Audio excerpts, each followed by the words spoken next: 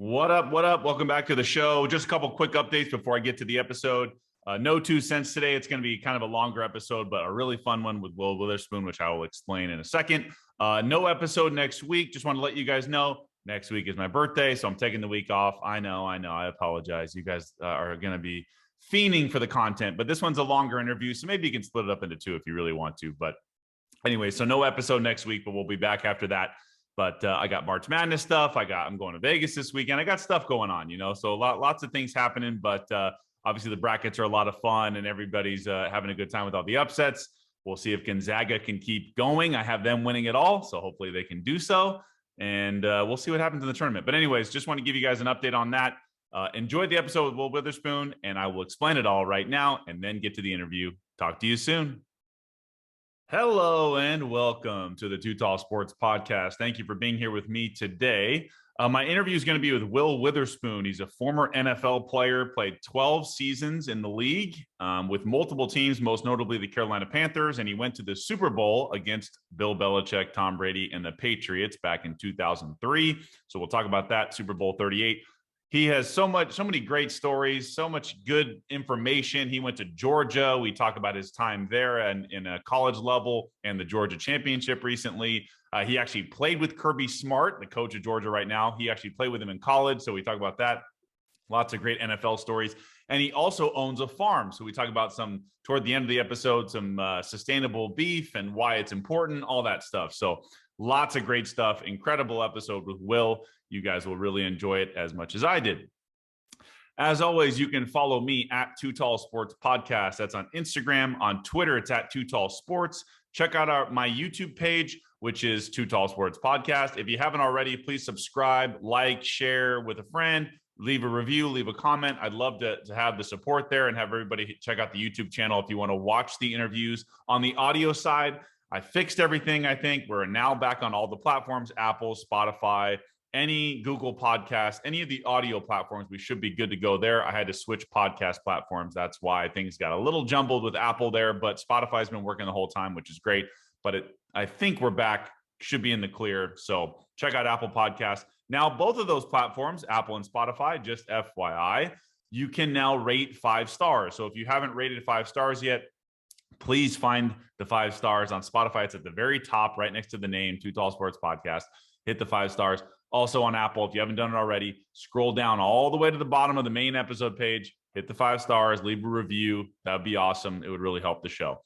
I always have to remind you guys, you know that. So I appreciate it. Sometimes you got to direct people on where to go. But as always, thank you very much. Check out, I'm also on TikTok. I'm blowing up there. I do lots of funny videos, especially on Instagram. I repost those. So check out my Instagram and TikTok at Too Tall Sports Podcast. And with that, let's get to my very fun interview with Will Witherspoon. All right, welcome back to the Too Tall Sports Podcast. My next guest is a former NFL player. He played linebacker for 12 seasons in the NFL, most notably with the Carolina Panthers, St. Louis Rams at the time, and Tennessee Titans. He was drafted out of the University of Georgia in the 3rd round of the 2002 NFL Draft. He played against the Patriots in Super Bowl 38, which we will talk about, and he's now a successful businessman and owns a farm actually outside of the St. Louis area called Shire Farms. Happy to have him on. He is Will Witherspoon. What's going on, Will? How are you doing, Brett? Good, man. Glad to have you. Good morning, good day, sun shining. So, I will say it's been a little odd, the weather right here, because Sure. let's see, yesterday it was 82. Just a few days ago it was like 27. So still getting in this whatever the weather's going to decide to be mode. It changes, man. That's for sure. Wanted to real quick give a quick shout out to Sabrina, our mutual friend, for helping us set this up. So thank you to her. Yes. Yeah, just wanted to overall, before we get into your background and your whole story and everything, I was just kind of going to let you bring us up to speed. What's going on with you these days, farm, whatever, 2022 stuff, anything going on? Yeah. Life is what's going on. It's been a really, this time of year, I'm fully involved in volleyball and kid stuff. So, I'm traveling all the time with them. My 3 oldest are all in volleyball there, club volleyball stuff. So sure. I think in the next several weeks, I play in both. Let's see, Salt Lake, Philly, Orlando in the next 3 weeks. All volleyball tournaments? Yeah, that's their schedule the next few weeks. So it's an interesting dynamic to see. You know, they always say, you know, how do you make a rich man poor or let him be a volleyball dad, right? Like it's I hear you. because That's busy. it is an intensive identity to play with at all times, and then triplicate at that. Sure. I got you. Okay. All right. You're a busy man. So we'll get to it. As far as your background goes, I just kind of was, you know, when I was doing my research on you, I saw that your dad actually served in the Air Force and you were moved around a little bit as a kid. You eventually settled in Panama City, Florida. What do you remember about the early years moving around and kind of when you finally got to Panama City, what did you feel like at that point? Well, you know, Panama City, oddly enough, was really always kind of home for us. My mom was actually from Panama City, so you know, visiting my grandparents and stuff like that, we were always kind of around that area. So when my dad retired, you know, that's what he decided to make home. But one interesting thing is like my parents were ones to really want to live on base anytime we lived overseas. So in Germany, you know, with Hahn, Wiesbaden, Bitburg, Cologne, Frankfurt areas, like we always lived, you know, in the townships that were off base. You know, I remember, oh God, that had to be Cologne, where we actually lived in like a two-story flat, right? Like we lived on the main floor, and you know the owners lived on the upstairs. And it turns out their son actually played soccer for one of the the German national team. So that was interesting, right? Like Yeah. things that happen like that. But to me, the biggest benefit I got of it was in the moving around so much. Not only did I get to meet just a plethora of people, but it gave me some interesting people skills and how to walk into kind of like any room and just fall into line and figure it out and know what's going on. You just learned how to meet people, Sure. and you do a lot of listening, to figure out where you find that moment, and then once you get that chance to conversate, you just let loose there. Nice. Okay, that's great. I'm sure it helped you out when you became a reporter, a sideline reporter at some point, or broadcaster. So that's good. There you go. Yeah, I was never scared of a crowd, I guess, Yeah. right? Like that was kind of funny.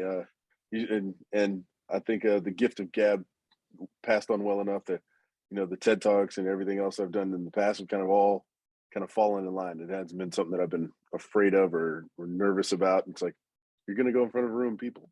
They're people. Like Yeah. talk. Yeah. No big deal. Yeah. No, hey, once you get confidence with that and you're comfortable talking, like it's you command Well, respect from people and all that. let's add the fact that I spent almost 20 years of my life screaming in front of crowds of people, right? So I'm pretty sure talking to a few people, a few hundred seems really easy after Yeah. 80,000, 90,000 at a shot.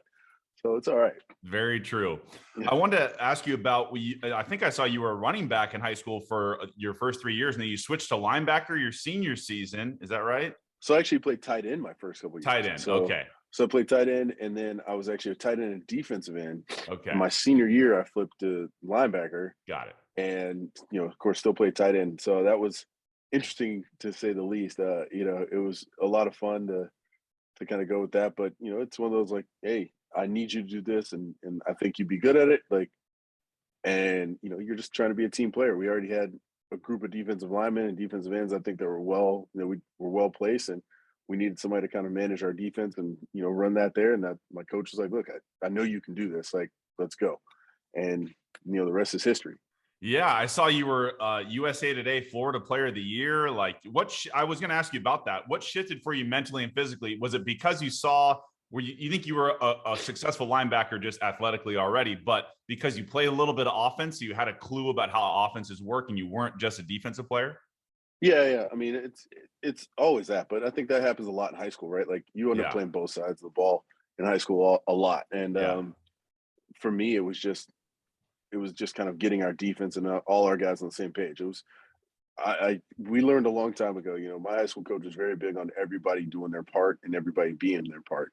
And I had a coach who, in when I got to the professional levels, he always said like, do your 111th, right? Like you can only do your job. Don't try and do two jobs. And more importantly, he said, because you don't get two paychecks, so definitely don't try and do two jobs. yeah. So the importance of just doing what your part and being collectively part of the whole has always been kind of part of the dynamic of my whole thought process, and from younger ages on through. And it's one of those, it really has honestly never changed, right? Like it's always been a staple. I like that. What you just said, those two analogies, the 111th and you're only getting one paycheck. It makes it almost easier just to be like, oh, okay, that's what my responsibility is. I can just focus on that and not have to do too much. Yeah. I mean, that's a definite truth. For me in college, it was a little interesting because my freshman year I played Will. My sophomore year, I ended up starting at Mike. My junior year, I ended up playing Sam. And my senior year, I finally went back to Will. So all those events happened for different reasons.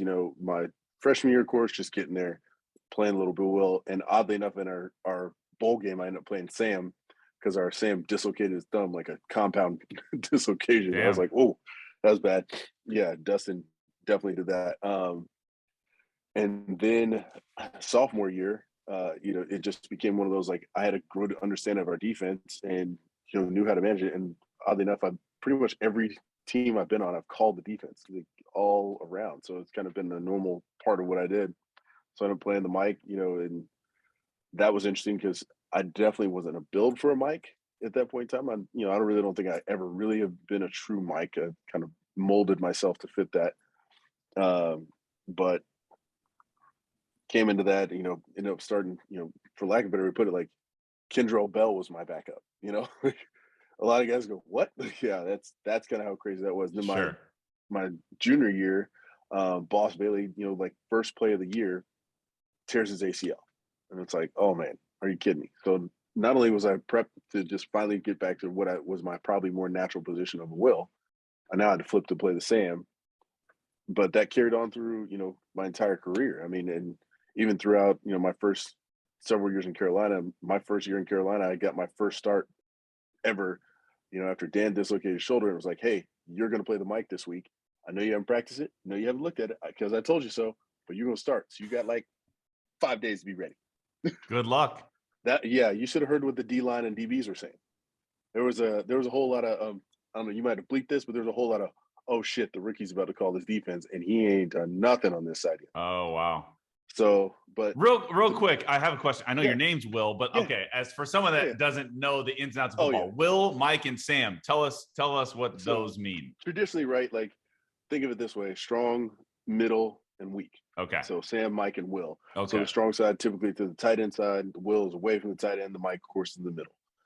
So got it. Playing all three of those. See, yeah, getting that done is kind of one of those. I had to ask because I know like okay, inside linebacker, outside linebacker. I know those, but I don't know what the ins and outs are.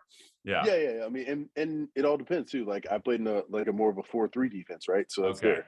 In a 3-4, you're gonna kind of have like a strong middle and a weak middle, right? Like so you got two backers in the middle, but those guys are actually going to be prepared. They're going to be bigger guys. Your outside backers are a little bit more flexible per se. Okay. Because they've got to be able to be kind of like a rush end or, a backer or, kind of slide and be like an inside backer. So it's kind of a difference of the scale of backers there. But, that first week I ever started, I mean, Jesus, you never know what it's like to be on the bench. And, Jack Del Rio is my defense coordinator. Sam Mills is my linebacker coach. I'm going, oh my God, this is crazy. So I literally said, hey, Sam, just do me a favor and like slip a playbook onto the bench because I know Jack's going to call some stuff that I'm, as the game gets on, I want to be prepared. If he says, hey, I'm looking at this, I'm seeing this. I know we haven't put this in your head this week, but we're going to run this. So, I was already kind of trying to think ahead too, because I know how the game set gets going, right? Sure. So I'm flipping through the playbook about the third series in, and I look up and like the whole D line is around me. Now, mind you, my defensive line at this point is Julius Peppers, Mike Rucker, Brinson Buckner, and Chris Jenkins. That's my starting front four. All 4 Pro Bowlers, right? Like, just crazy. Now, Pep was in his rookie year just with me on that, but, the dynamics we know.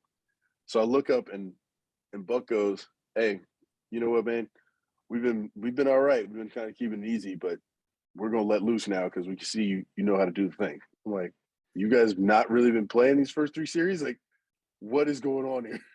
So that next series, I feel like it was very soon thereafter, Chris Jenkins gave a dude a head fake, shoulder slap so hard that his head, I feel like, hit the ground, and I saw his feet flap up in the air. I was like, oh, now I know what you guys are really out here doing. And, that's like kind of all she wrote from there. And there's it just kind of became a good identity for Dan, myself, Mark. Like we became so interchangeable, no matter what, we kind of all would flow and ebb between what was going on the defense. Like there's times in zone, I'd run over like it was man. Mark would slide in back in the middle. He'd be the middle. Dan would technically be on the weak side. Like we just did all kinds of stuff like that because we understood what was going on. Sure. And we didn't question it. Like we gave kind of free range to a lot of things. I will come back to your phenomenal Panthers defense in a little bit. I want to go back to your senior year of high school, just in general, about your recruiting process. So I'm sure you're starting to get some recruiting letters or calls or coaches talking to you. But then, how did Georgia come into play where you were like, "That's the school I want to go to"? Man, well, one thing's for certain, being a military kid, I'm used to like being away from family. So being someplace that was a little away from home wasn't really a question for me. A lot of people would be surprised to know that my number 2 school was Duke. For So, football. yeah. And, football was always fun, but I always know that there's that moment where it may not be there anymore, Sure. right? So, having a school where I felt like I could get both those and feel really confident about it, and it didn't, overpower me on one side or the other. That was kind of important to me. But Georgia, when I went on my visit there, that's when we had, I think, probably 20 out of the 25 guys in my class were all on that visit. So getting to meet those guys was a big part of it. Jonathan Stinchcomb, Tony Gilbert, Boss Bailey, of course, Tim Wansley, Terrence Edwards. I mean, the list can go on and on. Like, the guys that were on that whole visit, and just getting to meet them, and know what's up. That was a great part of it. And then, of course, I just felt really comfortable with that campus. Great university life, and kind of how all those things came together. My other visits like Florida, Duke, Tennessee, of course, Georgia, and Notre Dame. Like, those were where I took all my visits, and that's the place where I felt the most at home and the most kind of in the mix. And that's kind of why I decided, to attend the UGA. Yeah, for sure. I mean, obviously, those are other great schools too, but not that you'd want to go a Florida guy going up to Notre Dame in the cold.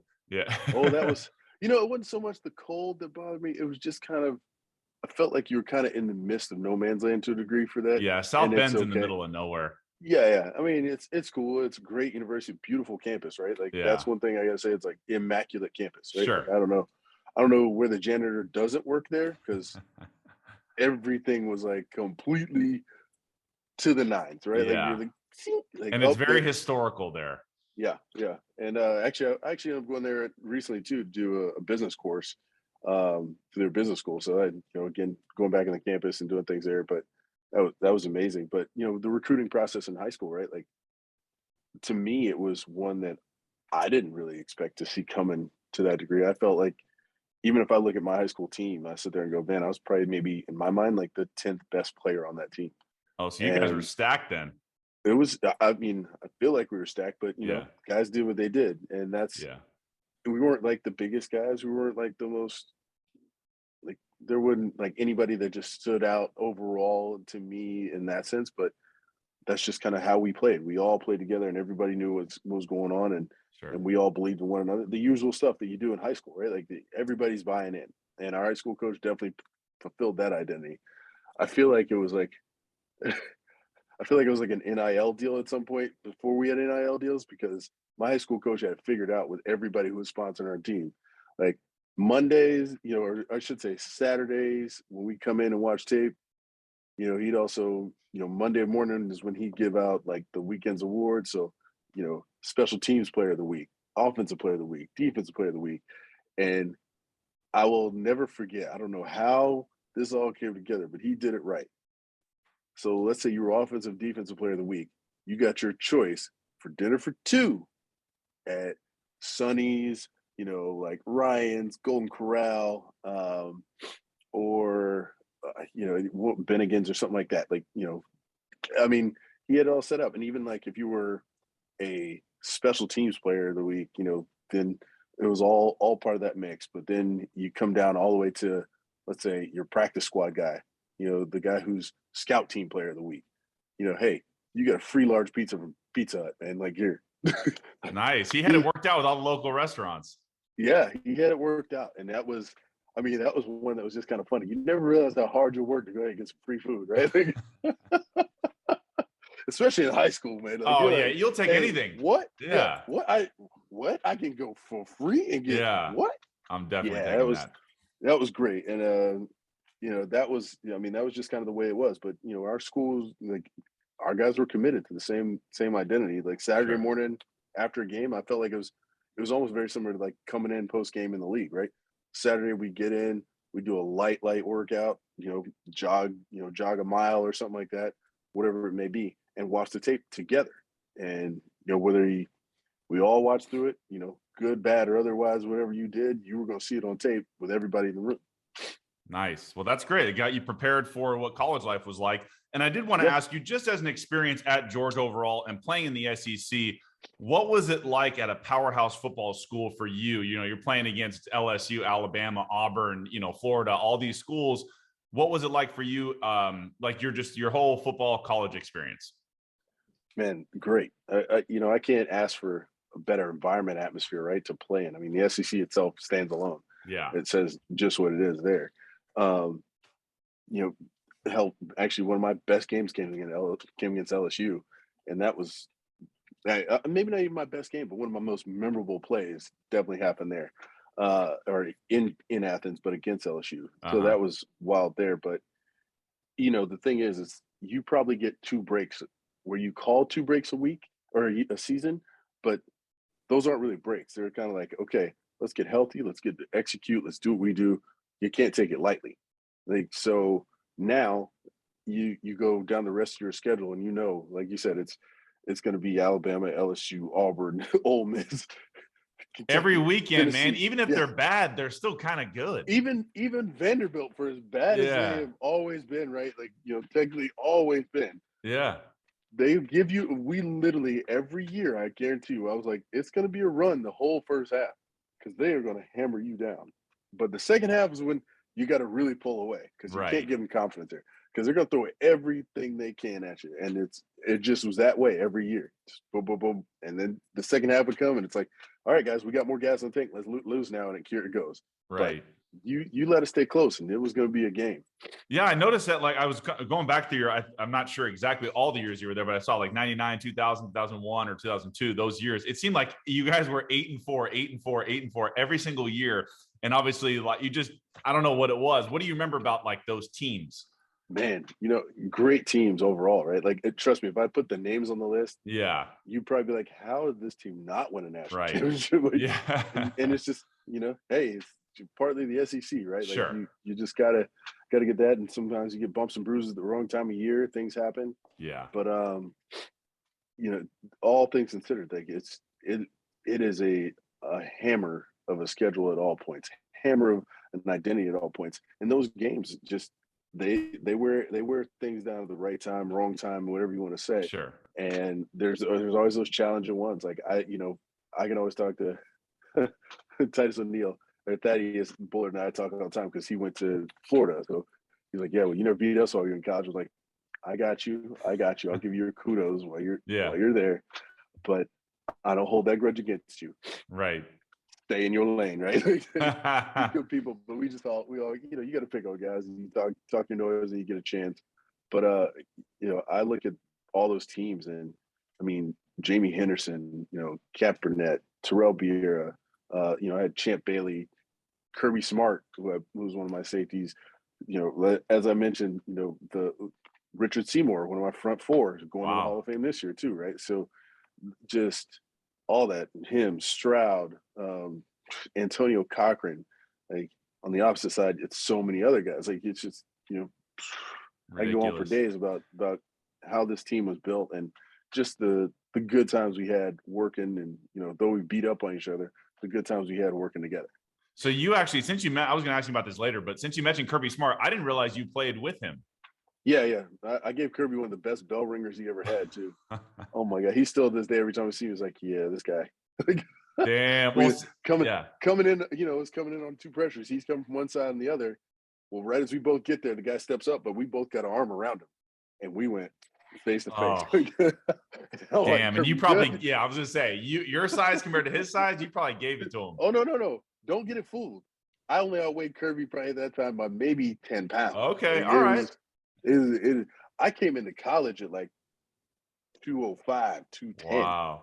at Okay. the most. So don't get it Okay. twisted there. Like I Well, graduated college like 218. okay. Okay. Well, yeah, and obviously Georgia just won a national championship. I was rooting for Georgia. I was tired of out watching Alabama keep winning everything all the time. I'm sure it was a big deal for you. So, what was it like Oh to see man. Georgia win the national championship? Man, surreal. To see that first national championship go down, and it's been 40 years, 41 years since that's happened there for Yeah, UGA, and that's a stretch. I mean, I know there's plenty of colleges out there that say never happened and everything else, sure. but I think that's one of those, like, there's always this expectation, especially in the SEC environment, right? Like when you guys get in that point, like we're really the only conference out there. How many other conferences get a two-loss team that could still be in the playoffs? Right. Like, so And since the college football playoff started, Georgia's been knocking at the door every year pretty much. So, you're yeah, right. yeah, You've been right there. staying in the mix, at all times, and really, again, you're looking at a potential point where this year was almost that same factor, right? Where you could have potentially had three SEC teams in the top three, had just a couple of plays happen differently, Yeah. and everybody says, well, it's just we invented this college playoff system to try and give it parity, but the numbers aren't lying when what's happening there, and that's great. I mean, I it says a lot about the conference. It's hard for them to kind of challenge the rest there, but it is what it is. Well, look at the games And that were played. Like Michigan and Cincinnati didn't look like they belonged on the field with Alabama and Georgia. There yeah, was such a big difference between those schools. yeah, and I mean Cincinnati, right? Like handling those D linemen or offensive D linemen didn't really come their way. Like they weren't ready for that. Right. They weren't ready to try and hold up the speed of the offense that they like to produce. Yeah. And Michigan, I think, was much in that same moment. It was like, oh yeah, we can handle the big boys. We're up from here and there. Like, okay, well, yeah, you can handle that, but there's a whole different component of speed that comes in the game here. Yes. Like, you got one burner, they have eight. like, Yeah. like, this guy goes down, the next one steps in. Like it's yeah, it was. I think it was said best, right? Like who was it that Georgia played? Oh my God, the was it Ole Miss or was it? I forget. But the coach came on and he's like, "Well, we could talk about it all you want. And it's like 5-star recruits. Okay, well, they've got 90 of them, and we've got two. So Yeah. let's just talk about the comparison here. Like, It is a different game for you guys for sure. So I want to go back to the 2002 NFL draft. That's when you were drafted. You go in the third round to the Carolina Panthers. What do you remember about the draft? Were you nervous, stressed out? What were you thinking when your name was called? All that stuff. wow, I was all over the board, so it was interesting.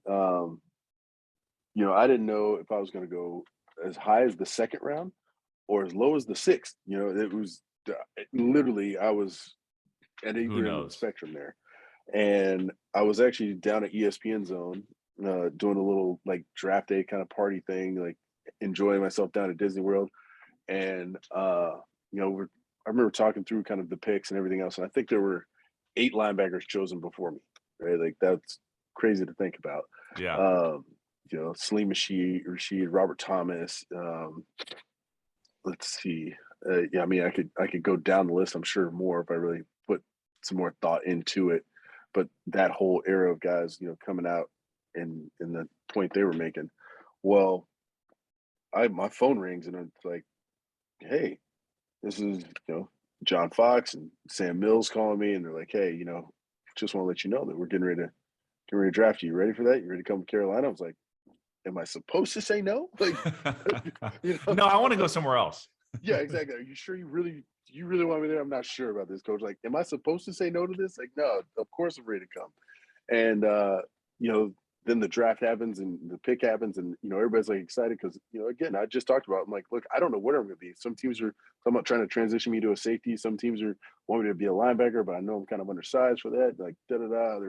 There's all these factors that come into play, and sure enough, I get drafted, and 5 minutes after that, my phone rings again, and it's Ted Cruz calling me. And he's like, hey, da da da. Like, just want to get a first quote out of you. Oh, and I want to hand you off to here. We get that. So I'm on the phone, and in the next 10 minutes, I'm sitting there going, I'm talking with my dad and and my wife at the time. Like, we were like, holy cow, okay. Uh, well, I've got to go to Carolina tomorrow, guys. Apparently, because you guys enjoy Disney, and I know you guys got a whole weekend that's covered. So see you when you get home. Like, I gotta go. So the next morning, I'm literally on a flight to Carolina, and I'm walking in the building, and it's kind of funny. Hadley Englehart was my agent then. And I eventually ended up moving over to Tom Condon, but I remember it was kind of one of those. You go, how often do teams really fly their third round pick in like right after the draft? Like literally, hey, here's your playbook. Here you go. Like, let's talk. We're gonna get you ready for camp coming up. Like that. I was like, okay, yeah. Don't really hear about this one often, but that's the way the whole thing started. Like I just Yeah. kind of jumped the gun on it all there. That's awesome, man. I was going to mention, yeah, John Fox just kind of took the new regime, kind of took over Carolina. And then all of a sudden, with you and a bunch of others, like you mentioned earlier, with Julius Peppers and all those dudes, you guys became one of the top defenses in the league. What was the transformation there? Was it just a change of culture or a change of personnel, or what was it that all of a sudden you guys are going from a bad team a couple of years ago to now you're really good? Well, I think it's a shift on all sides. Like, right? Like it was I do remember the question, right? One of the questions I got was, "Hey, what are you gonna do with a 1-15? You're going to a 1-15 team." I was like, "Guess make it better." Like, what? What am I supposed to do? Well, we're actually going to lose that 16th game. Like, Right. the hell are you talking about? Like, so Can only go that's up kind from of the way. here. Yeah, yeah, exactly. Like, it's only going to be better. Like, that's what the goal is, right? So, guys who are in my draft class that just I think about all the time. Pep, of course, is our first round pick. Deshaun Foster was our second. I was our third. I think we had one more late third as Brad. Later round picks like um, Kemp Rasmussen ended up being a great special teamer for us. Dante Wesley, who was our fourth round pick, ended up playing, well for us. I mean, just guys who learned how to contribute and do what we needed, which pulled stress off of the guys, all around. I think that is a big part of the picture that I think people don't know. And buying into Foxy's ideals, Jack Del Rio and Sam and, Sal Sinceri and Mike Turgovich on the D line side, like buying into all those ideals and coming together on how you could, how successful do you want to be? And the ability to be flexible from Jack was great. Like Dan, myself, and Mark could literally say he put something in, and we could say, no, we're not going to see it like that. I guarantee you that when this happens, Dan's going to do this, Mark's going to do this, and I'm going to do this. And he's like, if that's the way you see it, we practice it, play it that way, because that's what I know you guys are going to do. And sure enough, boom, it just happens like that. Like, we were running through practice, and he goes, never mind then. Like, I don't see it having happened this way. You guys have got it figured out, and I trust you're going to do the same thing when it happens. So, having that kind of trust, and not only from the staff side, but from the player side. I had Deion Grant and Mike Minner behind us. The ability to just know that they're going to be telling me what I need to know behind me. Buck and Jinx and Pep and those guys, we gave them free, carte blanche. You guys choose your own game up front. We'll play off of you. I mean, that's where we had just that flexibility and belief in one another, because they knew we'd hit the holes. They knew that we'd do what we needed to do. They didn't even ask questions. We didn't have the same questions behind us. Hey, this is what you're calling back there. That's all that mattered. Like that, as long as we're all on the same page, nobody cares. That makes it much easier, right? Then coaches don't have, it's almost like you have coaches on the field versus just a bunch of young dudes that aren't sure what their roles are as much. So it sounded like you guys you owned it. Oh yeah. I mean, it's, and you all took responsibility, right? Like, so if there was a mistake made, you took your responsibility. Today, I made that one. Like, let me make up for it. Like, that's next time something comes up, we got to do this. And that's kind of how we rolled. And I think even maybe in 03, that next season we went to the playoffs and played like New York. I think we at that point might have been one play shy of setting like the defensive record for plays on the field. I think we only had like 47 plays in that game. Wow. That was a wild day. Yeah. I think it was my first game against Eli too. So yeah. Okay. And we're going to get some quarterbacks later on, but just because I never get to say this name, I want to. One of my favorite Chris Berman nicknames was Daylight Come and You Got a Delhomme. When you guys signed Jake Delhomme, and he signs a free agent with the Carolina Panthers, and then all of a sudden you guys are going to the Super Bowl that year. But you also, I wanted to bring up another name before we get to the Super Bowl run. You had Rod Smart on your team, aka He Hate Me. He hate me. XFL. Oh yeah, Dude, that you had some cool names on your team. Steven Davis was the running back. You mentioned Deshaun Foster, obviously Julius Peppers. You had a good cast of characters there. yeah, man, and all of them, all of them were fitting in these right pieces at the right time, right? Like the game where you look at that playoff run too, and Deshaun stiff arming about 19 people, toe tapping down the sideline. It was like that might have been one of the most amazing runs I've seen in a long time, right?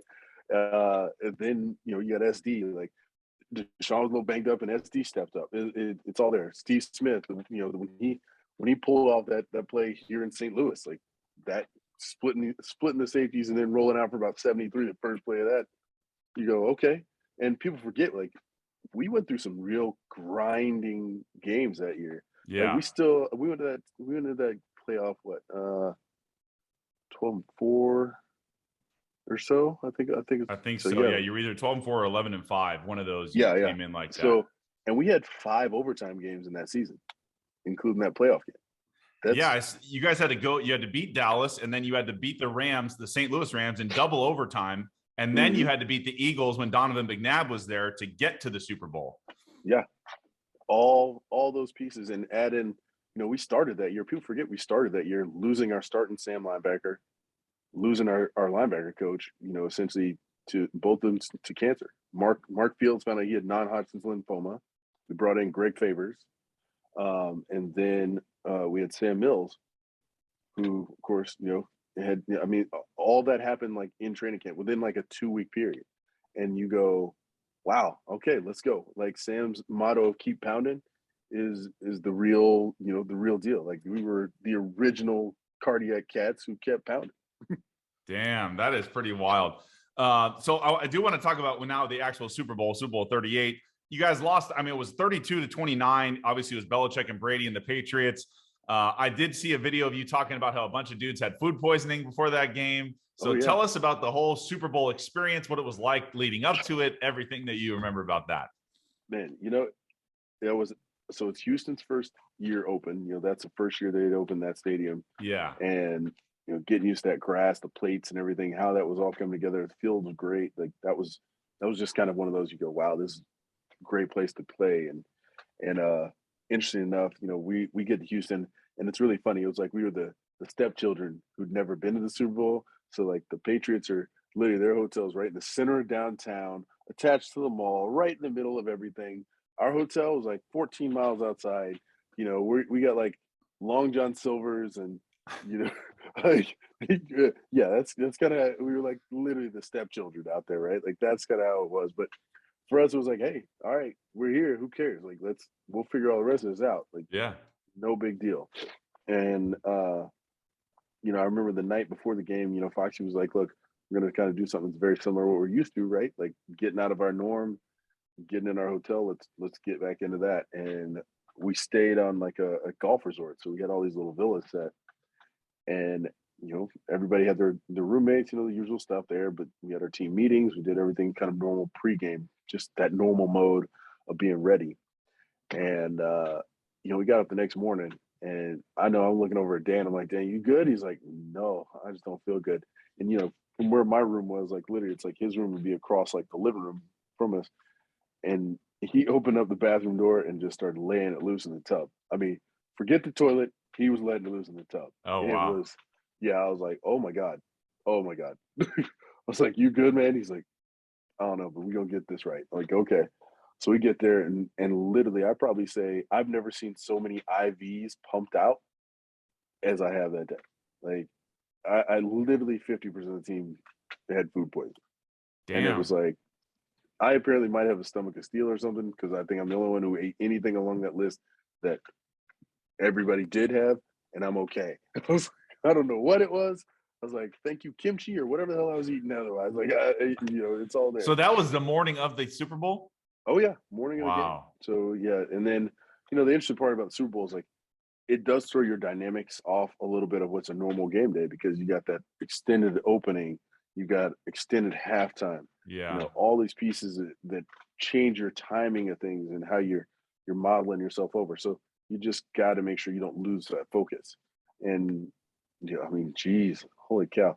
Let's put it this way. I think our Super Bowl, we had Josh Groban singing the national anthem, Destiny's Child performing as well, and I also had the Justin Timberlake Janet Jackson incident.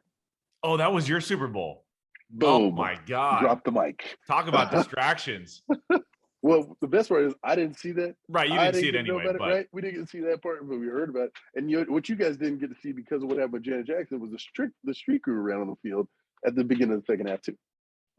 They don't show the streakers on TV. Yeah, you didn't get to see that one. Yeah, so it was good. But yeah, and then just the ebb and flow of that game. I mean, only scoring that happened was in the second and fourth quarters. The opening drives, the opening identities, like, geez, like it was just like kind of these moments of like, you could feel the momentum just like just going back and forth and kind of that whole like heart pumping moment. And it was a great atmosphere. And the whole country's like, let's get this together. Let's go. We're just just grinding it out. And I think when Casey kicks that ball out of bounds on there, and it's like a 1 in a million shot that happens for him, you feel bad and you go, oh Jesus. Like, as a defense, you go, look, all right, let's go. Like we gotta try and get this together and like try and make up for this. And we know how it is. It's like we know how they like to move the ball. We know how to like do that. Ricky Manning was covering guys, doing his thing, and just took advantage of a few things that happened. So it all ended up being what it's going to be. But the freaking Patriots. To lose a game by a Super Bowl, you're like head pounding, unbelievable. And I will not lie, I drank so many blue motherfuckers that night in sorrow. It was ridiculous. I would have too, man. That's really tough to deal with. You all the stuff you have to go through to get there. It's just like, oh my God, dude. Yeah, tough. I think my wife at the time was like, I don't even know how you woke up today, because she dragged me to the room. She said, damn. Yeah, I was not in a good way at that day. No, I believe it. One thing I did want to ask you about is you rarely missed games in your career. I noticed you almost played 16 games at the time, every single year, pretty much. What was your, because obviously it's a violent sport. How did you stay injury free for the most part, or able to stay on the field that much? I hated the training room. So you just avoided it as much as possible? Yeah, just try and stay the fuck out of there, right? Like, yeah. There's no love in the tub, right? Like that's sure. No, I get that. But even there's some things that are out of your control that on the field happen, there's thousands of things that are out of your control. But part of it is just be blessed, really, for the most part, like to be healthy. I played with a torn pec, I played with a broken sternum, broken tailbone. In college, like I played with a subluxed ankle. Is it just maybe the way you were so technically and fundamentally sound when you hit people, or luck? Well, I also learned to tackle playing rugby, so okay, a little different approach, than most kids were taught back then, right? Like, everybody back then was like, put your forehead crown of the head, chest, crown, like And I learned how to get close, gather, and tackle. So that was always one thing there too. Even Dan and I talked about that multiple times, throughout our careers, and it was just the ability to stay healthy, was really a luxury. I think I missed 2 games with a hamstring, 1 game with a knee sprain, and 1 game with a concussion. Okay. And, even when I got in the latter part of my career, and I'm still partaking in, I think, every single game there, but I got to a point where I knew kind of about 75, 80 plays, and I'd start feeling my hamstring get tweaky. So I knew exactly kind of where it was and what's going on there. But I'm also the guy who literally wrapped my groin and hamstring on the sideline over my pants and went back in the game. That was against Indy. Damn. I was like, nope, just wrap it. Let's go. Like, and I got a touchdown on that game. I think I scored on that wow. That too. Yep. Yeah. Andrew Luck's still mad at me, but he tried to gun me in the balls. Andrew Luck probably said, nice play, buddy. Nice play. Yeah, he definitely didn't at that point. Nice hit, man. Have you seen those videos of him doing that? Hey, great hit, buddy. Great hit. Yeah. Super nice. He's very nice. He's a very cool guy. Yeah. Come on, I played with Hines Ward. Hines came, or I should say, I came just after Hines left, and then so seeing him and playing in Pittsburgh and stuff, we talked all the time. So when he gets you, you'd be like, you're like him and Hines, like you can't do anything but laugh because you're just like, man, this is Right. ridiculous. Terrence Edwards, Robert Edwards' little brother, got to know him because he was always a GA doing his rehab for his knee after that whole incident, which, thank God, like he came back from that and it was, not as bad as it could have been. I mean, Sure. the luxury of the behind the scenes moments of that, like literally the orthopedic surgeon just walked out there to step onto the field and just kind of hang out and watch. And that happened 5 minutes later. What exactly? So remind me of what happened to him. So that's where they had the like flag football game at the Pro Bowl, and he had made the Pro Bowl that year. So they went up for like a ball, and he came down, but his foot got caught in between the pile. So as he came down, it turned him like this, and he dislocated his knee in the middle of that pile. Wow. But he also tore the artery and in his knee, that was feeding all the blood flow to the bottom half of his leg. So it was like, had that orthopedic surgeon not been there and on site, there's a good chance he might have lost that leg right then. Damn.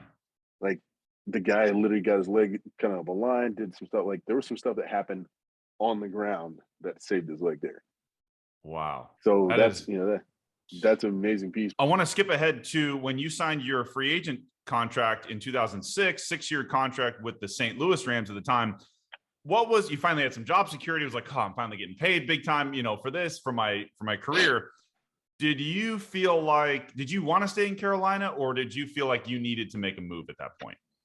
I wanted to stay in Carolina. I was comfortable there. I was good there. Felt great, and really, kind of had established things at that point. And it came down to, two things. And oddly enough, it's weird because Dan and I are such good friends, and we were roommates, while this conversation was happening in training camp, and we had the same agent.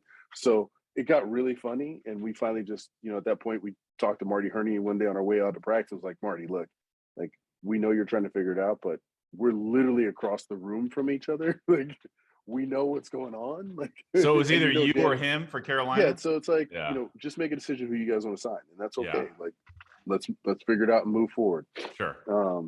And that's, they made their decision, and that's okay. We worked through that and kept going.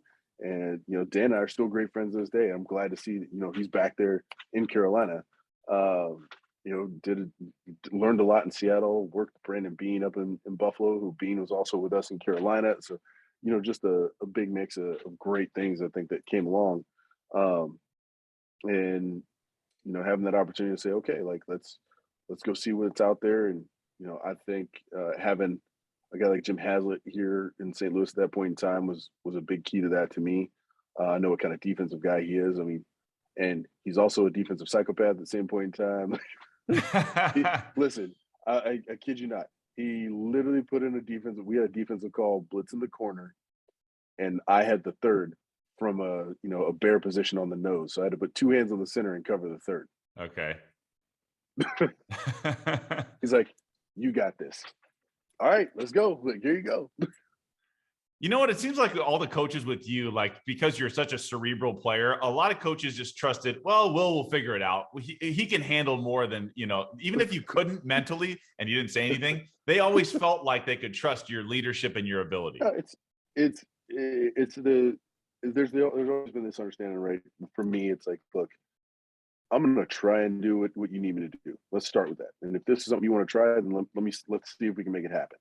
If I feel like I can make it happen, like I can get here and like, I'll let them know, like, hey, this would be the best scenario. And I don't want to be any further than this, right? Like, let's say that pressure need to come from kind of the short side of the field. Okay, well, I don't want it to happen any more differential than like 3 yards inside that hash, or, because that's a lot more ground to cover. There's a lot of things that happen there. And I don't want to put us at a detriment. Like, and if you're asking me to put this on, like, I got to play this, from a certain standpoint. But they also know that it's, I don't think any of the coaches would ever put anything more on you than you can handle. And they understand that. So it's go at it, go, let's put it out there in the mix. And if we call it, we go, we know you're ready for it. And let's make it happen. Sure. In 2007, you were team MVP for the St. Louis Rams. So Did you feel like, all right, I'm good here. I want to be here a long time. And then eventually a couple years later, you got traded, I believe, to Tennessee or Philly or one of Actually, those. Philly, yeah. Philly, right. So And then Tennessee after that. yeah, What was it? I mean, did you feel like St. Louis was going to be your home long term? I felt like St. Louis was going to be a place I was going to be for a while, right? Like after Yeah, signing that contract, I was, you look at it like that, but the league turns and twists and turns happen the way they do. Coach Linehan no longer the head coach. Spagnuolo comes in. There's a lot of changes that happen there. Um, you know, to a degree, I think we butted heads on a few things, but that's okay. sure. And then some other things happen where the head coach has some great relationships, right? So then I get sent off to Philly to fill a role that they needed. And the funniest thing that ever happened was me on the first day of practice. Everything in my mind was saying what I needed to be done was right, but what was coming out of my mouth was not what was on their sheets. So, so I will never forget. Coach Reed literally stopped practice and goes, "Well, I don't know what the fuck you're saying, but you look like you're doing the right thing. So let's start that again." I was like, "Yeah," I was like, "My bad, guys. I meant this and that, and let's run that again." Because you're just in the habit of going through it. So it's old habits dying hard. And I remember laughing like, "Oh man, I literally said this, and that's not Buster. Yeah, that's not that. That's just running through that." And mind you, it's like, "Hey, you're gonna start Monday night, so let's go." Yeah. So that's a good question because a lot of offenses you hear about the terminology changing when you change regimes. On defense, is it also difficult with different terminology when you go to different schemes? Yeah, different schemes and pressure language is different. Though maybe have the same kind of connotation of what you're looking at, but coaches have different values and different ideals that they set for themselves. And then of course that's set by their groups of players, especially for this point. It's like this is what 6, 7 weeks into the season. So I'm coming in behind the eight ball on all things there. Yeah, you got to get on board right away. Yeah, yeah. And at that point in time, I mean, they just brought Jeremiah Trotter back in too, just to have some veteran leadership in the room. Like literally, Trot was the oldest, and then there was me, and then there was like 1 year of experience, but amongst the rest of the room. You go, wow, okay, I see, understand. Like this is really difficult, but let's get these guys together and keep it going. Damn. That is. You started once you start moving around. It's definitely tough to deal with that Yeah. for sure. I do want to skip ahead just time wise. So you went to eventually Tennessee, then you came back to the Rams, and then in the 2013-2014 offseason, you became a sideline reporter / broadcaster. How did that all come about? Where you thought, maybe this is a decent career for me? You know, it was actually really funny. Artist Twyman, literally asked me. He goes, "Hey, would you be interested in doing the sideline broadcast if you're not playing?" I'm like, "Yeah, it's always good." Um, I had made up my mind fully about whether I was retiring or not and everything there, but I said, "Yeah, this is cool." And it's kind of funny. I remember Frank Bush going, "If somebody goes down, you're the first guy I'm calling. Like, I'm gonna send you guys in the locker room. We can sign the contract right there. You guys come on the field. Like, I know you got this." Yeah, So that was always our internal joke, but it was interesting to me to see some of the dynamics of what the sideline reporter brought to the field and for the team, especially the team sideline. Like, keeping tabs on what's happening across the field and being in position to see some calls. Like, I remember Fish asked me, he's like, "Hey, should I throw the flag or not? Like, is that a good catch?" That can like, "No, don't do that." Or, "Yeah, he's got the catch. He's here. Feed her in." Like all that, all those things are happening, and it's that conversation moving around. And our booth is right next to the team's booth, so I could literally say, "Yeah, catch. Go ahead and hit that review. He's got this. Like, go ahead." And we're all in agreement. And next thing you know, it's like flag comes out, or, "Hey, what's happening there? Should I, what's, all these things that happen and the questions that happen in the game that came through me as a sideline reporter." It was really funny. that was nice of James you. Laurinaitis, yeah, James Laurinaitis and I would talk too. He'd be like, "Yo, what are you seeing here? What are you seeing there?" And I'd be like, "Yo, here's what's going on. This guy, watch him here, watch this here." James is managing the defense. So I'm trying to make sure that if I can help him in any way, here it is. And I also got a, extra set of eyes that's looking up from the top too. So we're just communicating in multiple layers and levels, which is, Sure. that's a really beneficial piece. So not only are we talking about the kind of the ebb and flow of the game, presenting that to the crowd, but there's a lot of internal things that are happening that you can present for the team. As far as during your career, you played a long time. as far as quarterbacks go, and I know I told you off air before last time we talked that Aaron Rodgers is my favorite, most talented, not accomplished or GOAT, most talented quarterback I've seen. You got to play against a lot of great quarterbacks. Probably, obviously, Brady, Manning, Peyton, not Eli, Breeze, Yeah. Big Both, Ben. actually. Yeah, both of those Mannings. You can't doubt Eli for what I he's know done. He he accomplished a won. lot too. Yeah, Just not, it's just a different level of what it's come across on paper right. to me. And When you've two different environments, two different kinds of guys to a degree. I was going to ask you about when you face those elite quarterbacks. What is maybe some of the differences when you did go against those guys? Oh man, depends, right? Like, I mean, golly, yeah, like Dante Culpepper, you know, big arm, big body, ready to run. Big Ben, back in really his early prime years, another big body. But to say that I was ever worried about a big quarterback, I played against Jared Lorenzen in college, man. So, I mean, as we, rest in peace to the hefty lefty, but that guy was 300-pound quarterback in Yeah, college that's right. too. That's So right. there was no slouch in that one. So there's just different dynamics to put into guys and what they were doing and how they could effectively change. Michael Vick was in my conference. I had to see him twice a year all the time. Matter of fact, Drew Brees had to see him all the time. It just kind of became this ever evolving kind of identity of what you had to deal with. But all great quarterbacks, in there. I mean, geez, wow. Do you feel like it was a battle at the line also? Because, some of these guys are really good pre-snap. Oh yeah. I don't, Oh, yeah. so they're Guaranteed. calling out things, you're calling out things. How did that all go? Yeah, shifting that game plan. I'm literally aligned. I'm talking about Peyton. This is funny. I Yeah. lined up once and we were sitting flat-footed in a stance. And he's like, 51's the mic. Watch him on the pressure. I'm like, in my brain, I'm going, how the hell does he know I'm rushing? I'm not even moving yet. And I look over and I'm like, who the hell moved back here telling the story? I'm like, yeah.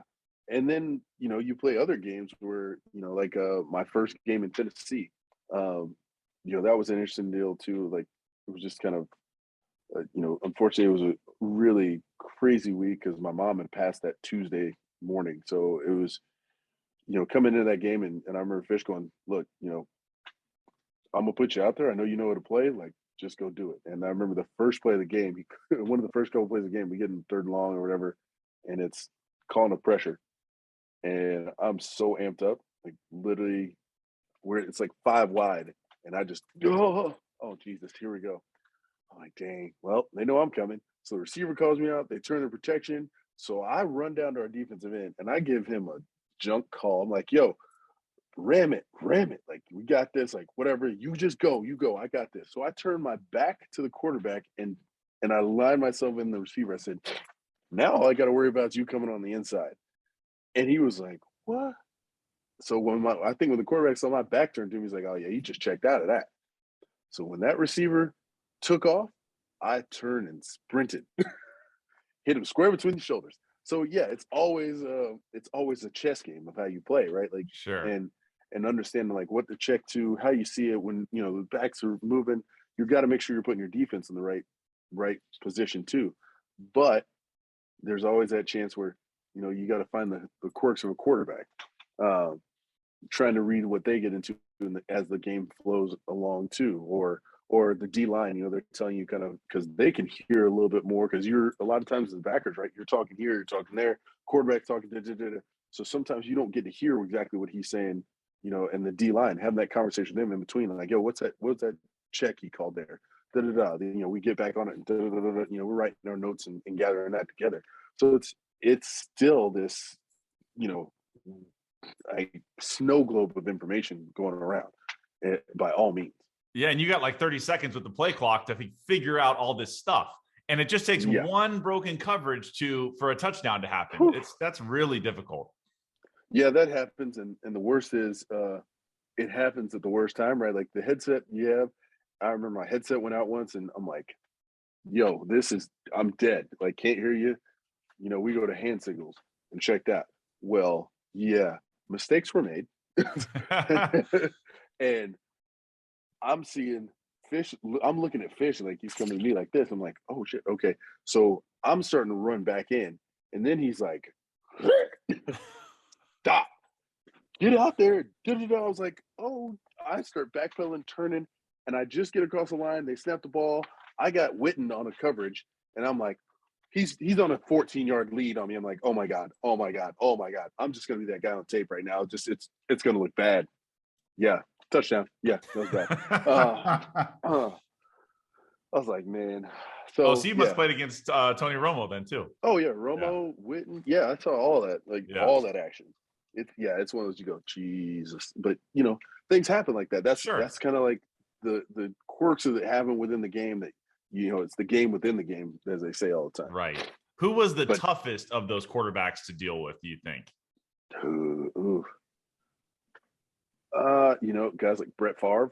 I mean, Peyton, Drew, Philip Rivers was always a weird one because it's hard to me. Philip was always weird in how he released the ball. Yes, he's got that sidearm throw. It's a sidearm push kind of action that would come off.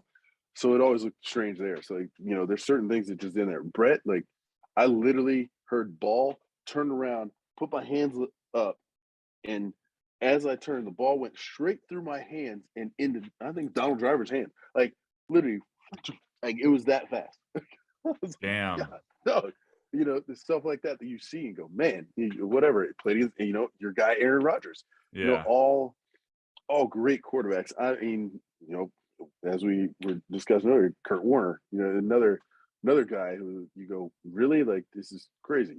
Yeah. Fastest show on turf, man. You got to play against the greatest show on turf was real. Yeah. Yeah. I got to give kudos to, having the ability to play with guys like Torrey and Isaac and watching the way they executed, right? That was always impressive to me, to see how they like had such timing down, for the ball.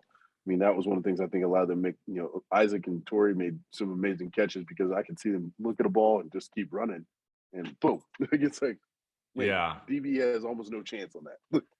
Did Philip Rivers, because he's known for his trash talk, his clean trash talk. Did he ever talk? I don't know. You? I don't really talk trash to anybody, so I'm busy. I'm not a guy who has too much time to talk trash. I got all this going on in my head. I'm doing that. I'm like, yeah, whatever. I don't even care what y'all say. It's next down, play down. That's all I need to worry about. I don't got to worry about anything else. Like, okay, you made a play. Guess what? It's my turn next. Congrats. So let's go. Yeah. Yeah. You did have one of the best trash talkers on your team, though. You mentioned him earlier, Steve Smith. Of course. What was it like to play with him? Steve was it was how would you say, an explosive cannonball in an ultra tiny cannon, right? Like it was just too much for the cannon to hold in. Like that was always there. But I always laughed because, when I played against Steve, I laughed because I said and said, look, you cannot light the candle. Like, don't light the match, right? Like, because you're going to turn yourself into a bonfire. Yes. Just play the game. You don't have to say anything. Just play the game. You'll be better off. But every time somebody decides they want to let Steve get in their head enough to start talking back, and it'd be, here we go. I was like, oh boy, here we go. But, playing with Steve as a teammate too, that was great because he had such confidence in what he could do. And it was great because you could go, oh, he gonna get this. Like, plain and simple. Like, you go up for a ball, Steve's what, 5'11" on a good day? Yeah, he played above his size. Yeah, go ahead. Yeah, throw it up there. We're gonna get it. Oh, you need me to get this? You need me to get this first down and make this move, make this guy miss? Got it. Oh, you want to talk about me? How you gonna defend what I'm doing? Got it. You say I can't get off the ball? Got it. Like, it's just that was his approach to it. And then having a guy on the opposite side like Moose and Ricky. I mean, geez, both those guys were just clean hands, route running guys. Chris Mangum is one of our tight ends there. I mean, Wesley Walls, like, geez, the career he had, and just how all these guys just made things happen, and that was great. But a guy like Steve he's a special individual when it came down to all that, right? Like, holy cow. And I still to this day, whenever I see him out, we shoot the breeze and catch him off guard, jump up on him and scare the hell out of him once in a while. I've heard, I don't know, I forget who said this.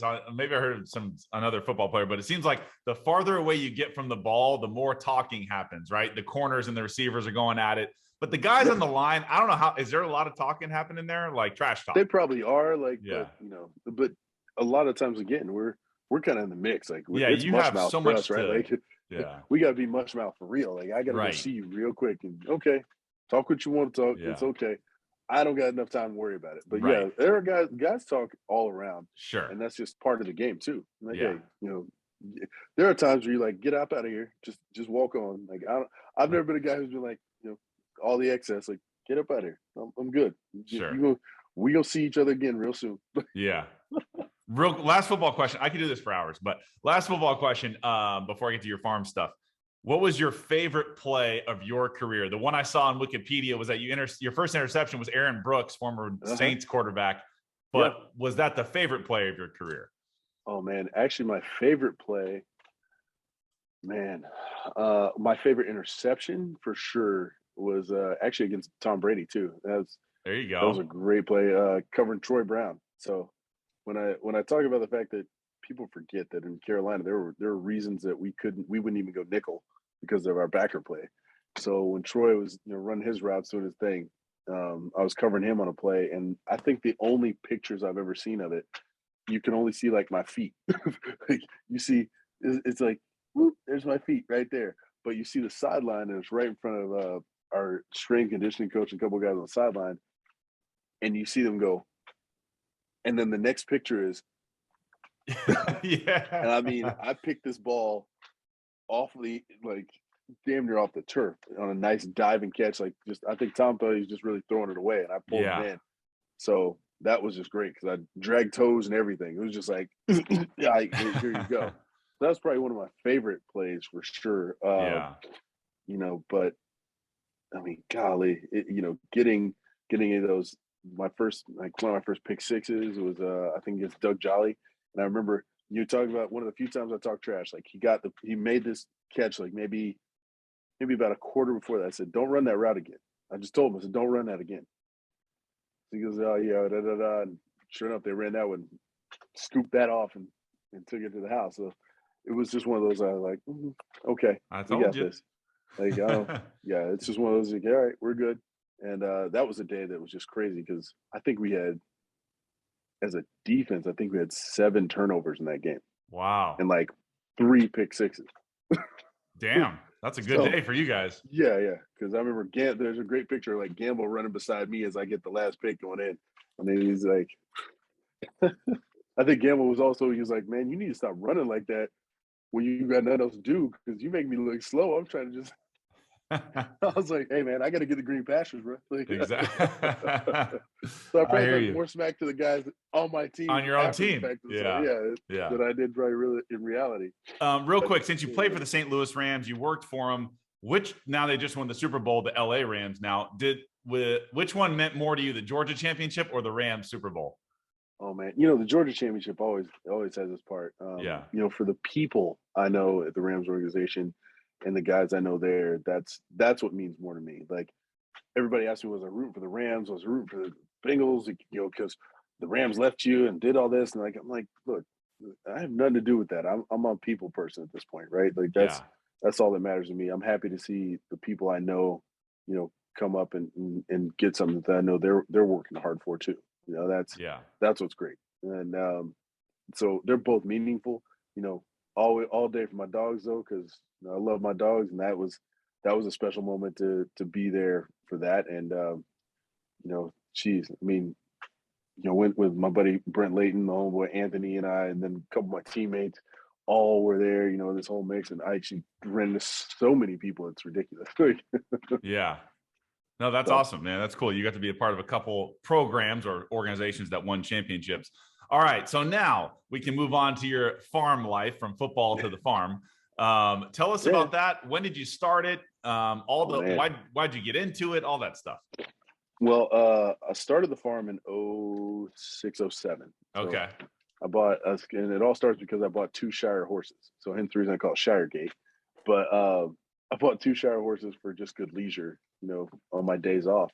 And just take a nice horseback ride through the woods and just chill. And, I've always been an animal guy, so it really wasn't far-fetched. People were like, "You're buying a horse." Like, well, yeah, and this actually, is the middle of your career too.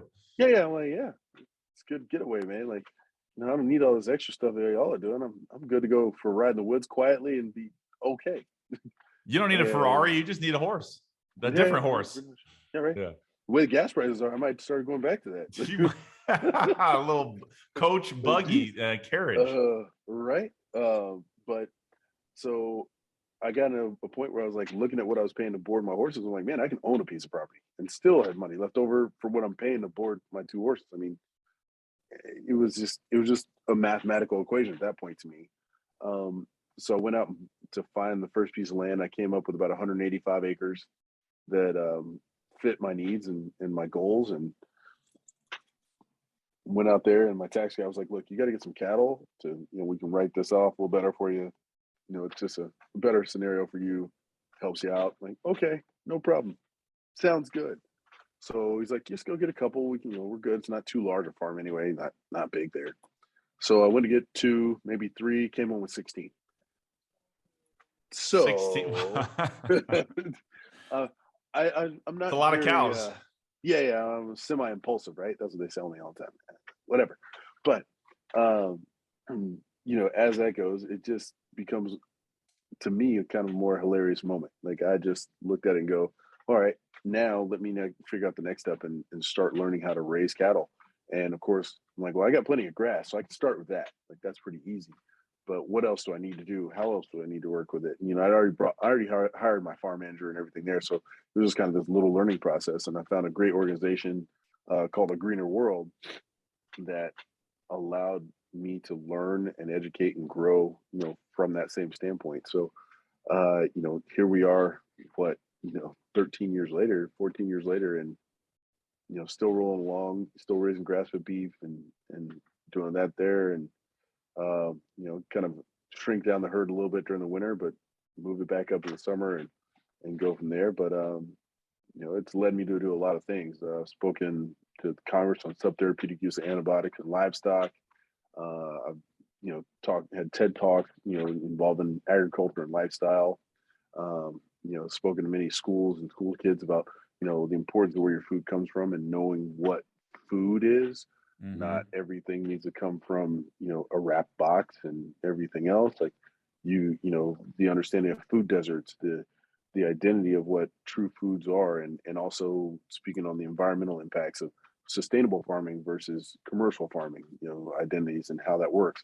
How if we really can make that shift dynamically to grow what we need, in appropriate footprints without excess use of material. Yeah, I was going to ask you about that. What's, on the surface, like, oh yeah, we need organic, we need grass-fed, all that stuff. What sustainable farming is, all that stuff. I guess if you can go a little deeper on that, why is that so important to how we're getting our beef or how we're raising our cattle and all that stuff? Well, okay. It's, as a professional athlete, I always end up in this mode where you're responsible for the things you put in your body, right? So I like steak. I'm not gonna lie. Hey, same here. Who would have thought, right? Yeah. But when I looked at how the commercial farming identity was coming along, where you have ear tags inserted in them in their calves that give them just a low dosage of antibiotic their entire life cycle, just, hey, we're going to just give this to you and you're basically going to get it all the time. And you're never going to think twice about it because it's just going to be in your system, and it's going to fight the resistance to any illness that you're going to have. That's not really the case, because it's like, if you're on the scientific side, if you know exactly what's going on from the standpoint of what it takes to kill an organism, right? Like, so that's why, like, what is the, that's why dosages are what they are, right? Like, they put that in that petri dish and say, hey, this actually kills and stops this, but less than this, we see it mutate and get stronger against us. So this is what we're doing. So to microdose something and not actually, dose it with the correct amount, all you're doing is eventually strengthening that organism to a point where it's like, it's like we talk about cockroaches and nuclear blast. Hey, we're good. So that's what you're trying to prevent. And also, you don't let nature take its course in that sense either. You're kind of subsidizing, what nature has its own ability to do in many ways too. That being said, understand what sustainable farming is, like knowing how to produce the number of animals you can produce on a certain amount of land without over into the ground. So that's why CAFOs, or feedlots are the way they are. You have a high density of animals in a small compact area of land. What happens? You've got nose-to-nose disease that spread. You've got fecal diseases that spread. You've got injuries that happen that can't be healed, and things that happen, on a consistent basis. And at that time, I'm still sure present today. Like CAFOs are probably the largest consumers of sodium bicarbonate, which we call BC powder, which is a byproduct of feeding those animals that much grain and corn to keep them fattened up, because Right. cattle can lose up to 2 to 10% just in transport from stress. So getting them back up to weight before you slaughter them is the best thing to do, right? And that's where we have to be more appropriately kind of conditioned to understand what that reality is. So moving these animals shorter distances for slaughter, if you're doing it, slaughtering them in different capacity, not like mass slaughters or independent slot, that kind of thing. It's better for the animals. Reducing the amount of stress on the animal is actually better for the end product. It's better for us to not have to worry about other things that are within that animal. You can kind of go on and on down another Sure. rabbit hole of how that works. And but for the fun of it, right? Like it's also brought me the identity to help my kids see different things. Like where I've raised chickens and poultry and pigs and pork and all that stuff there. So it's just how all these pieces have come together and taught them little lessons along the way. The kids are riding in the truck and in the back of the truck with like 2 chickens under each arm and laughing about that. Or I can send you. I'm sure I can show you a picture here. This is going to be kind of comical. This was one day. Get in here if I can get that together. All those chicken eggs in buckets? Yep. There's like 8 Wow. 5-gallon buckets. That was one day of lay-in harvest. Wow. Now, are you every day? I was going to ask you, are you selling these eggs? Are you selling the beef? Are you selling Well, to buyers? I've gotten out of the chicken for the time being, but I actually sell the beef directly. Most of the time, it's directly to consumers. I actually need to get back to rebuilding the program. 2020 kind of threw things off with slaughter, but you could literally say, hey, I would like to order a beef, and it's we take a deposit on the front side. Really, that deposit is what I pay the slaughter plant. Give them that deposit to go ahead and be prepared, buy our slot, get it ready to go, and we set the date for slaughter on that animal, in production. And you also provide when we go into that slaughter date, probably a week or 2 prior. I'll send you like a cut sheet. You tell me exactly how you want the animal cut down, bone in, bone out, thickness of steaks, types of steaks you'd like it to cut from, how many roasts you'd like to get, if you'd like the roast, or if you'd like tri-tips cut down versus tri-tip roast pieces, if you'd like, how you'd like the flank, how you'd like, if you like this ground, if you like a burger patties, there's additional cost to making like a burger patties, but do you want quarter pound patties, third pound patties, half pound patties, all those kinds of patties? What kind of ground beef you like that beef be made from? It's like a little bit of chuck, a little bit of sirloin, a little bit bottom round, top round, tri-tip, all you can blend custom stuff and do that to your liking. And that's what makes it really unique is the people get exactly kind of what they want and how they see it. I get there was a guy who was, when I first bought the farm, he was about 97, 98 when I first bought the farm, still rode his horse and everything. Yeah. I was like, you know what it's like to see a 98-year-old guy get up on a horse and be kind of casual about it too. I was like, this guy really just get up on his horse like this. But he was talking about how it was like this change in his lifetime where grain became kind of the feedstock of cattle. And by then it was just kind of a byproduct, but we ended World War II and it was like, what are we going to do with all this grain, which is a cheap source of protein and sugars for soldiers? Well, farmers didn't know what to do because they had more crops coming. So it's like, start draining them off and feeding it to the cows as extra feed. Well, the cows start getting fatter faster. They thought that was a great way to go, but then it became this commercial cycle. But the byproduct of that is now that they were fed, to this degree, it caused a lot of internal issues. So again, sodium bicarbonate comes into play. You got to reduce the level of gases in the cow so they can, digest better, so they don't keel over and die. It's all kinds of things there. That's crazy, man. Okay, so the natural rumen segue. identity is really different, and knowing where you are in the ruminary cycle of what you can produce and where you are too. Like here in Missouri, we've got denser grasses, denser identities. You go to the high plains in the Midwest, it may take you 7 acres to produce what you can produce on 1 acre here.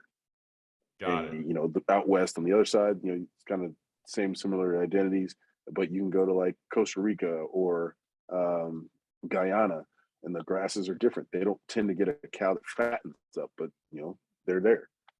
Wow. Do you sell out of state to consumers or? Yeah. I mean, I can still stay. I actually have a warehouse in Louisville, Kentucky, where I typically ship directly from.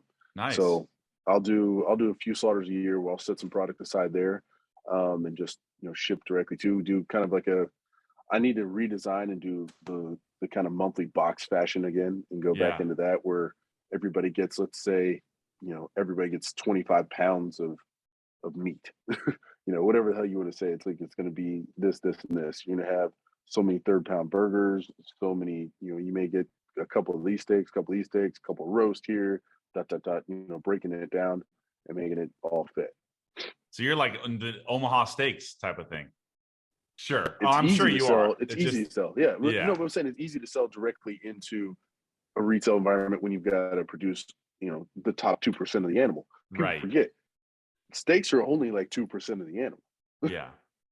You got 98% of that to figure out where it got to go. Right. So, right.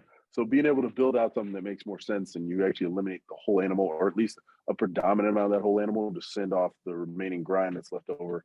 Then you have like a small restaurant that needs burger patties and stuff like that you can sell that to. Right. Okay. Gotcha. All right. So if we want to check out all your stuff, where can we find you or follow you online or your farms or anything like that? Yeah. I mean, Shiregate Farm is always on actually a Facebook page that I'm going to start revamping up and going through that. You can also go to shiregatefarm.com. And myself, I think my Insta is the Real Spoon 51, and Facebook, of course, you can find Will Witherspoon, and my Twitter is Spoonman 51, unless I've changed it again, but it's all there. I thought I had you on Twitter at something. I forget what it was. Yeah, I might have. Yeah, I've changed it once or twice. Just your name at Will Witherspoon. At Will Witherspoon. Yeah. It used to be Spoonman 51 too, so I've changed it all back and forth. There you go. Well, Will, I've taken plenty of your time today. I really appreciate it. Great episode, great insight, great stories. I'm happy to meet you. Happy to have you on. So thank you very much. I really appreciate it. No problem, man. Anytime. Good time, good talks. My thanks to Will Witherspoon, and please check out all his social channels. I believe on Twitter, it's at Will Witherspoon. You can check him out there, or shiregatefarms.com. I believe that's where you can check out all of his farming stuff. So go ahead and check him out there. But love that episode. Great info, great stories. He's awesome. So I'm really lucky to have Will on. I was lucky to get connected with him. So hope you guys enjoyed it as much as I did. And you can always follow me at Too Tall Sports Podcast. That's on Instagram. On Twitter, it's at Too Tall Sports. You can check out my YouTube channel if you want to watch the interviews. You can see them on there. If you haven't already, please subscribe at Too Tall Sports Podcast. You can leave a like, you can share it, you can comment, anything you can do to help the show, that'd be great. If you want to listen to them on the audio side, Apple, Spotify, Google Podcasts, all the places, Pandora, wherever you get your podcasts, you can listen to them there. Just if you haven't already, please hit the 5 stars and leave a review or a comment wherever you see fit. And that would help the show a lot. I appreciate that. Any exposure we can get and more boosted 5-star ratings. Of course, because I'm delivering 5-star content, you got to give me a 5-star. So I appreciate that. And share with a friend. Any way you can boost the show, that'd be awesome. But thanks for joining me today. I really appreciate it. I will see you guys all next week for another great episode. Have a good one.